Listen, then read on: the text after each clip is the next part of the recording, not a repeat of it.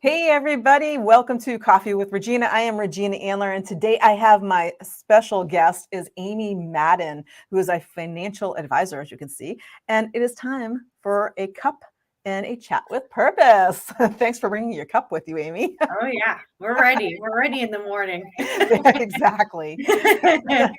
So Amy she owns and operates a financial planning practice in Portsmouth, New Hampshire, which is near where I am. And I met her through someone else that I met at a local networking event. So you know how our universe turns, and we just kind of meet everybody. So Amy has a passion for financial literacy and education, and she strives to help her clients create a future they desire. And that's what we're all about here, is creating that future. And I just got a notification that I lost my Facebook connection. I'm going to click on this and see if it works, and hopefully it does. So our StreamYard connects, and we'll go from there. Okay, I just got a big green check mark. We're ready to go. So if Facebook didn't catch the first part of it, well, hey, here we are. And Amy is with us, and we're going to be talking about women business owners and, hey, what do you do with all that money you make? What happens when you make money? What happens when you decide you want to hire employees? There's a whole bunch of stuff. And Amy is amazing at this information. And I have to tell you, Amy, to get started, not my core genius. This is one of those places in my business where if I say, here's what I've got, I'm going to somebody like you to say, what do I do? So when you're out and about doing the networking that you're doing and you're meeting, all these women business owners, what is like one of the biggest questions that you get from people all the time? Ooh, so right now the biggest question is this a struggle with growth? How do we grow? What channels should we be working through? What resources should we be using? When is the right time to hire somebody?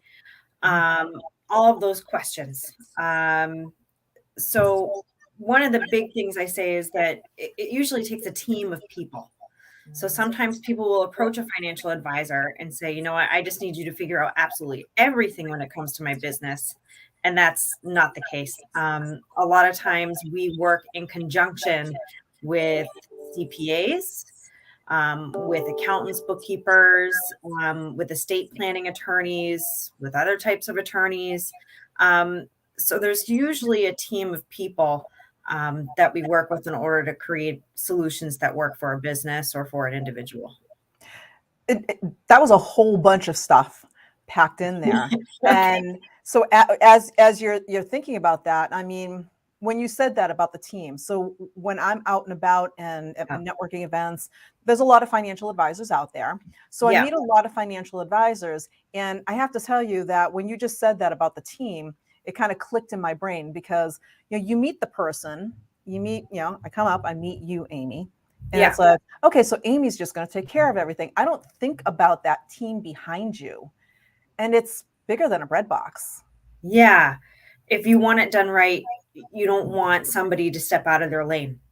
I'm not going to give you tax advice, right? Part of that is because I'm not licensed to do so. And it's also not my language. So I definitely have referral sources that I use. I find that a lot of female business owners want to support other women in business. So I have a bunch of female CPAs, accountants, all the above, where if someone needs a particular type of resource, I usually refer them to a couple of different avenues that might be a good fit for them. Now, just out of curiosity, and I don't know if you know this answer or not, is that typical of most financial advisors, or are there financial advisors out there who are just like, you know what, I got this, I'm going to take care of everything, and they don't really have that team and they try to make it up as they go along? Or is this an industry thing? I know nothing about the financial industry. Sure. So legally, we need to provide more than one reference from an ethical standpoint. We just have to. We can't do what's called funneling and just say, all right, well, we're only going to refer you to this bookkeeper and maybe there's some sort of a profitable relationship behind the scenes that the client doesn't see. Like, that's all not ethical, and that does not work. So that definitely is a requirement. You'll find that some younger financial advisors, maybe they've been really efficient at networking and they've created that web of people and resources for their clients already. It's more likely that an advisor that's a little bit more established will already have some of those relationships in place that have baked over time, just trusted resources for their clients. Yeah, I mean, I think that kind of holds true in any business. However, what I'm hearing is that in your industry, it's kind of that compliance thing where you're not allowed to do that. What I do with my, business transformation consulting is I recommend to people that, there's other people out there. So if you're a consultant and you focus on one thing, your core genius is one thing, maybe it's business consulting. And then somebody says, well, my biggest problem is, my mindset around money, and I have these limiting beliefs. And maybe that business consultant isn't proficient with working on limiting beliefs. However, they have multiple other coaches that they know that can do that. I tell people all the time, work with who resonates with you. Work with the person who can give you the best result based on whatever it is that you're looking for. Because, if somebody comes to me and they say, I want some consulting on financial. Yep. I am not that person. Can I help them build their business and bring in clients? Yes. If they start talking to me saying, okay, what do I do with my taxes? What do I do with this? What do I do with that? I'm going to refer them to somebody else in my network as well. And I have multiple people as well that I kind of know if I know my clients. And so because I have that relationship, I can kind of be a good judge of I'm going to recommend this person and this person because similar personalities, they'll probably work best with them. Right. So you bring up a really great point, is kind of advocating for yourself to find the right fit, right? The way I think about it sometimes is your primary care doctor. You've been into a medical office before where the whole vibe isn't right. Maybe that particular doctor kind of makes you feel like you're being dismissed, like your issues aren't really being heard. Same can go with financial advisors or any specialty, really. So I would say, don't be afraid to advocate for yourself. You can meet with a financial advisor. It doesn't mean you're signing up with them for life. It's nice if you have that relationship, that you're comfortable with them. And you say, you know what, I trust this person. But if you don't, within the first couple of meetings, it's okay to ask somebody else for a second opinion. It's your life, it's your wealth. And for a lot of people, their finances, sometimes it's how they define themselves, unfortunately, because we spend so much of our lives working. For what? For the paycheck. So what we end up doing with that can have a lot of meaning. And you want to make sure that whomever you're working with, it's a comfortable space. Right. And that's a good point as well with, we do. It's a, I don't know if I call it a psychological thing or what, but money, and the idea of having money is a big thing in all of our lives. I mean, I don't think really any of us can survive without getting the bare necessities. So, you need food, you need shelter, and all of this stuff, everything that we need costs money. And so money becomes one of those, it's just a tool. I know money is just energy. Money is just a tool. However, it's one of those tools that you have to have in order to survive. And so people hold it very close to them. And even when it comes to consultants, any kind of consultant, whether it's a financial advisor, a tax accountant who's consulting with somebody on their taxes, or a business consultant, or even a fitness coach, it doesn't matter who it is. If you don't resonate with the person that you're working with, the energy is going to be all off and it's not going to work for you. It's going to be a bad situation just because you don't click. You're kind of like going this instead of clicking, you're kind of at odds. And I don't think anybody wants to do that. Well, the other thing is this transparency with a budget, right? In order for us to make appropriate recommendations, we need to have an understanding of what your budget is. If you have some sort of a habit that you're not in a comfortable enough space that you feel like you can disclose that information, then that's not serving you well either, because we want to make sure we have space in that budget for whatever you like to do or for whatever you have going on. So I agree. You just want to make sure you have that comfort, that ability to make sure that you're able to be transparent with things. And for some people, it's really easy for them to talk to others about money. For other people, it's really not. And it takes a little bit of time to open up and to establish that relationship. Either way, I would say there's nothing wrong with being an advocate for yourself and making sure that, if something doesn't smell right, if something makes you feel like, ugh, chances are, maybe it's just not a good fit for you. Maybe there's nothing fishy, but maybe it's not a good fit for you, and that's okay. Yeah, and I tell people all the time, trust your inner GPS. That feeling that you get that something's not quite right. If something doesn't feel quite right, it probably isn't. And so then it's well, what's not quite right? Is it the relationship with the person? Is it something else? Figure that out and then, act appropriately. And, when it comes to those relationships, especially with what you do and in your industry, you got, it's a higher level of trust. Yeah. So as a business consultant, I've got years and years of business experience, and then I have training on top of that. I've got all kinds of stuff. For a person who needs a business consultant, that trust comes, I think, easier. It's more about, do I resonate with Regina? If I do, and she has what I want, I'll work with her. When it comes to financial advisors, I think it's a higher level of trust, because now we're talking about, we're talking about my money. We're talking about, I have to tell her all my deepest, darkest secrets of where I'm spending my money. I really need to trust you to be able to do that. Yeah.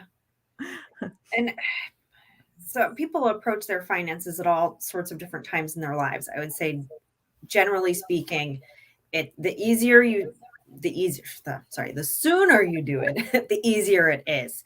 A lot of times when we think about going back to that team, right? We think, CPA, all of those titles sometimes can be very intimidating. The sooner that you can just start having a conversation and learning about what each one of these key people can do for your business, the better. Mm-hmm. There might be opportunities that you're not thinking of, and it's not your fault. It's just that you don't speak that language, but somebody else does. And they might be able to offer you something for your business that would be a great help. So it's always worth just, again, self-advocating. Don't be afraid to reach out to these different practitioners. A lot of them don't charge fees to talk to you, to see whether or not it's a good fit. So always ask questions. Yeah. And for some people, asking questions can be hard because there's an underlying fear of, I don't want to tell her all of my stuff, because what if I don't like her and I don't want to stay, with her, and now she knows my stuff, and it's you have a confidentiality and everything else, just like any consultants, even under business consulting, I have confidentiality with my clients as well, but they don't really understand necessarily that, we're not going to go tell everybody what you just told us. There's a confidentiality thing. And so it's okay. Feel safe. Even if you don't use me, don't worry. I'm not going to go talk about it, because that's not how this works. Right. I think it's a mindset for a lot of people as they get nervous going, I don't know if I want to talk to somebody about this or not. They really need to feel comfortable. And, when you think about women business owners, now women business owners are kind of in one group over here. And then I'm just going to say this, it may be controversial, but there's women business owners and then there's women in general. Based on what you know of the industry at this time, there's always been the stereotype that, let's just say, I'm just going to say it the way it's coming out in my head right now. Women suck at finances. Ooh. There is that stereotype that it's the guys who do the finances. Does that still exist? In my house, it does not. I'm just wondering. one of the things that I love about being a woman in my industry is that I get to create this environment in which it does not. Um, that's not to say that it doesn't still exist, because there are a lot of women that come to me because they don't want to work with their dad's guy or their uncle, or, you know, some young there's a stigma where it's like the old white guy in a suit, or the young punk coming out of college.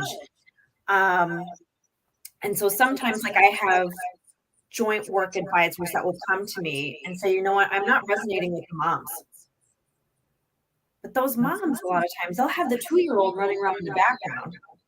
They'll run their own business and be in charge of all of the household finances. Those are my people. So I don't expect them to be everybody's people. The stigma that you're describing, I think it's definitely changing.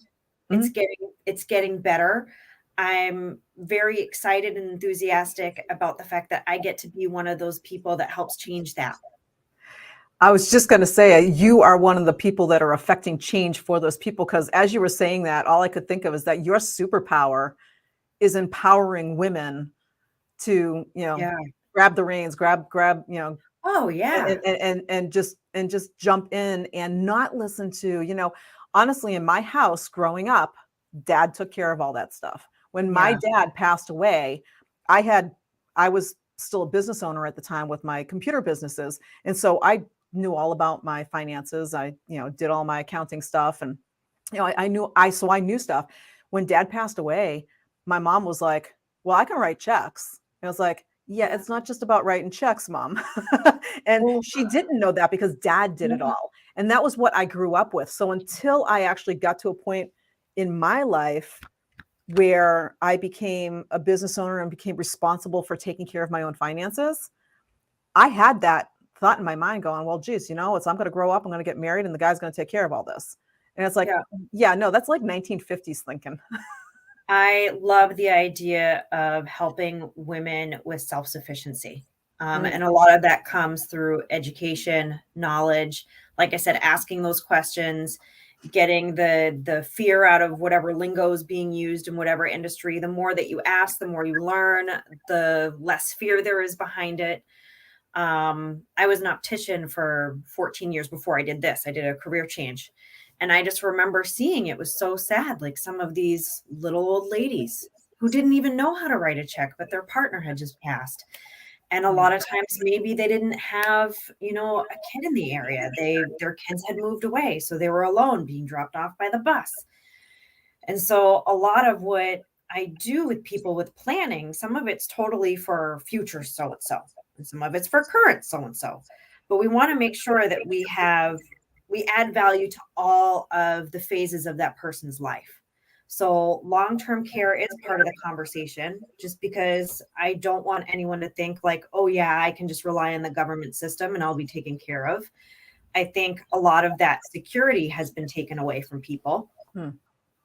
So we just want to make sure that we're approaching things from all angles, and people can do that for their employees as well. There are different sorts of things that we can put in place that they call them like the golden handcuffs type of thing, where if you're attaching certain benefits to your organization, that it would make it harder for that employee to leave.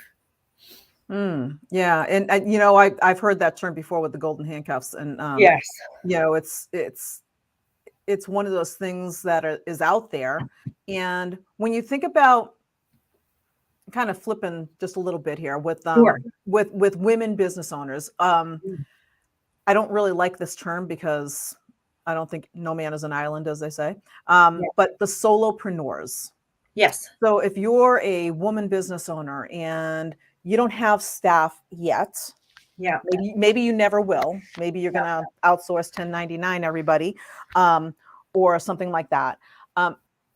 What do they need to worry about? Because when I was working in corporate world, it was easy to think of because the benefits came with the job. Yeah. So I didn't really have to think about disability or long-term care or anything like that, because there was these benefits that came along, those golden handcuffs. There was all this stuff that came along with the job. When I left corporate, all of that was gone.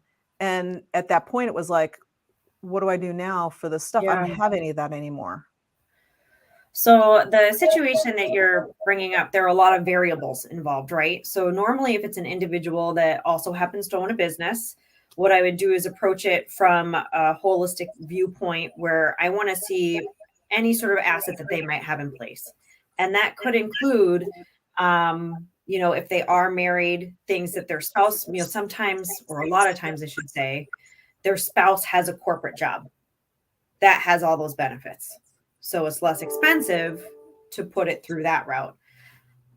But it just depends. Like I said, the budget, we go back to the budget, what's left over every month, what would be beneficial for that particular individual to put into place long-term, what's important to them. That's the biggest thing, is that during our first meetings, I really just try to be a good listener, because I want to be able to reflect back what's meaningful for them. What is important? Is long-term care important? Is it not? Do you want to leave something to your kids? Do you not? Everybody's different. So we don't want to make any assumptions going in. And then if it's something from a legal standpoint, as far as, maybe they have a business they want to pass down to somebody else, that's when I say, all right, well, we need to talk to estate planning attorneys and make sure that things go through the proper channels. Okay. So there's a lot involved. And, I think it's one of those things that a lot of people come out, and there's a lot of people right now post-COVID that got laid off from their jobs. Yeah. And they know something. So they said, hey, you know what? I'm going to hang out a shingle and start a business, and I'm just going to do this. And they don't really understand. It's not that, maybe not, they probably don't understand. It's more that they didn't even think of and consider all of this other stuff. So if you're like one of those people who just started a business, what do you actually need to throw in that list of the, hey, I'm going to have to address this at some point? Yeah, sure. So just to kind of reiterate, that's okay. There are so many people. Like I met with this one, it's a couple of guys that had this dream of doing a media company. And they talked about it during college, and it was such a cool idea. But then, they graduated from college and they went off and did their own things and got the corporate jobs. When the pandemic hit, though, they were both laid off from these corporate jobs, ended up starting that media company that they kind of joked about. And now they're doing really well. So things that we need to consider. So if you want to put benefits through the business, a lot of times it's beneficial. One, it's beneficial for tax purposes. It's a deduction for the business. Another is that typically the cost of the benefit itself is less, and the underwriting process is easier.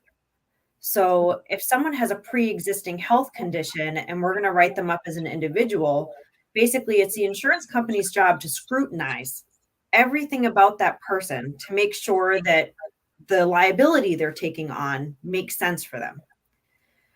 That's from an individual standpoint. When we're doing something for a group, it's much easier. They're not scrutinizing every individual. They take what's called a census, and we just get data like your birthday, your gender, your name, where you live, just kind of basics like that. And then underwriting bases the benefit cost off of pools of people and data. Mm-hmm. So they're not looking to see whether or not you currently have cancer. So sometimes that's really advantageous. And that might be something that we want to consider. Key person insurance. If you have multiple partners in a business, what sometimes people don't think about is, well, if your partner passes, where does their part of the business go? A lot of times it ends up going right to the spouse. So what we can do is put key person insurance in place to make sure that you can go ahead and buy out, that spouse and enable the business to keep going. There could be, well, with that, if you're going to start funding these sorts of agreements, you want to speak with a lawyer at some point. Many people have a hard time keeping, especially in the beginning, their personal finances separate from their business. Mm-hmm. So a lot of times the first recommendation is to see a bookkeeper, and bookkeepers have all sorts of different setups. Sometimes they want to come in and see you every month. Sometimes they just want to touch base every 6 months. So it's not as intimidating or as costly as some people might think, especially considering the value that that brings. And the CPAs I know, they're so busy, they're having a hard time taking on new clients. So a lot of times they do want separate bookkeepers and CPAs, so the CPAs can just focus on submitting the taxes. Yeah, those are kind of, Yeah. Okay. Yeah, no, those are really good tips, because you went through a few of them that I was like, yeah, no, I didn't even think of that for my own business. I have a question for you, though. This is going to be an oddball question. Well, first off, how many constitutes a group? So Two typically for group underwriting. All right, so an individual does not. So whether this is going to be ethical or not, which is the question that I'm asking, is it? So say I said, I'm going to hire my husband in my business so that we can get this group package. Is that? So some people do have a partnership, but they actually have to work there. They have to actually put in the hours. So they do ask how many hours they want them to be working. At least 30 hours is the general rule of thumb, depending on the type of insurance. But because the reason why that thought came to my head is because I do know businesses in the past, and this is distant past, where they like hired their kids, and I at the time I didn't know anything about it, and all I thought of was that can't be legal. It can be if they are legitimately working there. If they're not working there, then yeah, I would have the similar thought as you. It really is, because there are people out there, and like you said, it's ethical. You run based on your integrity-based values, and same thing. Honesty, transparency, authenticity, and integrity are core values for me in my business. And so sorry, Velma just posted out and said kids are great paid models. So I mean, when I think about it, I think about it in that ethical manner, saying, am I doing this right? I'm always looking for, am I doing it right? And if I'm not, I'm reaching out to somebody like you who I can ask that question of, because obviously that's not my core genius. And that's why sometimes I say we work with a team of people. Legally speaking, I'm not going to be able to speak for everything. I know what we can do as far as how to, I don't want to say manipulate, but as far as how to interpret other things legally, that's a lawyer. That's not me. So a lot of times I do say, you know what, I'm not quite sure, and I'm not the person you should be asking, but one of these people is. And I'd be happy to provide an introduction email so that it's not a cold approach. It's a little bit more warm, and it makes it easier for that person to talk to. Yeah, and I have to say is that when I make relationships, when I get into a relationship with somebody for something, so whether it's a CPA or something like that, if I'm comfortable, 100% comfortable, we're talking, GPS is going, this is your person, you guys click, whatever they say, I'm good with that. Yeah. Then whoever they refer me off to, they've already got my know, like, trust, even though I don't know them, because the person who referred them know, likes, and trusts them, and I trust them. Yeah. And I have to say, I've never been burnt by that. I mean, I'm guessing that, somebody refers you off to somebody who's not good. I have never been burnt by that. When I trusted somebody, I said, Amy, I trust you with my life. If you refer me to a bookkeeper and say, here's a couple bookkeepers, I like both of them, see which one works best for you. Yeah. I would be like, whoever you are, if Amy trusts you, I trust you. I worked with a financial advisor once. She said, nobody wants to Google financial advisor and just pick one off of the screen and say that one works for me. A lot of people prefer that referral relationship, especially for sensitive things like this. I'm on mom chat groups where it's like, who do you see for your OBGYN? when they're thinking about the care of their baby, who do you want to go to? And you reach out to people and you see, for feedback. That's why Amazon is so popular sometimes, right? Because you can see all the different reviews and how many stars. And especially if you're not local to the area, let's say you just moved, those sorts of resources are super helpful if you don't have anyone direct to bounce ideas off of. Yeah. Sure. So we're actually at our time now, which was like, it flew by, because we could keep talking, I'm sure. Yeah. And this has been a lot of great information, especially for women business owners who are trying to figure out what to do with stuff. Question for you. I know you're local to me, so you're in Portsmouth, New Hampshire. Can you work with anybody anywhere, or are you in the United States? Yeah. So I live actually in Beverly, Massachusetts, and I make the reverse commute up to Portsmouth, New Hampshire. There's parking and trees, and I actually grew up in New Hampshire, so it feels like home when I go back up there. But yeah, I have clients all over the country. Okay. So that's good to know. So if somebody wanted to get a hold of you, what would be the best way for them to get a hold of you? Woo. Let's see. You can email me if you'd like. I actually have a website. So it is amymadden.nm.com. And there's actually a link right on there. It says schedule an appointment. You can go ahead and just book one virtually. And that will give me, your phone number and your email, and we'll set something up and discuss whatever concerns you might have and see where we go from there. Did I type that in right? Yeah, oh, no, NM, like Northwestern. NM. Oh, okay. Yeah, that's all right. So www.amymadden.nm.com. Yes. There we go. Ta-da. All right. Here is the correct one, folks. Yeah, beautiful. Thank you. You got it right that time. Yeah. If anyone has any questions, I'm happy to talk. And like you said, you're happy to talk with anybody and just, see if you can help them and if you resonate. And yeah, I'm a big fan of financial literacy for everybody. I think it benefits us as a society. It benefits the individual, obviously. So I will do my best to point them in whatever direction makes sense. Awesome. I love that. Thank you so much, Amy, for being here today. This is great. That was a ton of really great information. I know, at least for me, because financial is not my core genius. I don't want it to be my core genius. I'm sure I could go out and learn it. And one of the last points I want to make for the women business owners that are watching and may watch this as the replay, I just want to point out that if it's not your core genius, that's okay. Yeah. You don't have to know everything as a business owner. That's why there's other people like Amy out here. We're a team. And you. And I mean, I'm just going to say, us girls have to stick together. Yeah. Yeah. That's awesome. Girl power, right? That's right.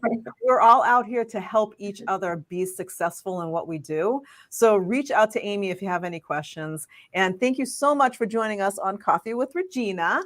And until next time, enjoy your cup, and we will see you soon. Bye for now.